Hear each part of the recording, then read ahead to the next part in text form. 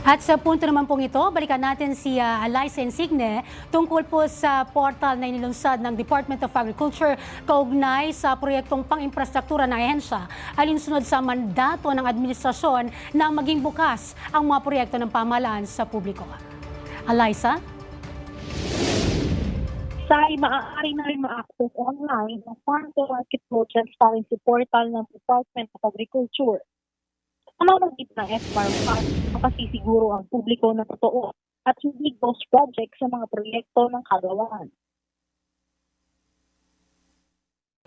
Well, today we are launching the FMR Watch, isang web portal na magtuturo ng daan kung saan papunta ang pera ng bayan. The FMR Watch is like a digital flashlight. Makikita ng publiko kung saan dapat makita ang mga kalsada, kung paano umuusad ang mga proyekto, at kung tama ba talaga ang implementasyon. May 33 billion pesos na budget na ilaan ng DA at sa 2,800 kilometers to market road. Maglalagay yung kung saan isinasagawa ang FMR para na rin magkaroon ng feedback. Kung may reklamo naman, maaari silang mag-upload ng larawan ng kasalukuyang kalagayan ng FMR. Naaaksyonan din naman ang kagawaran sa loob ng 1 o 2 araw.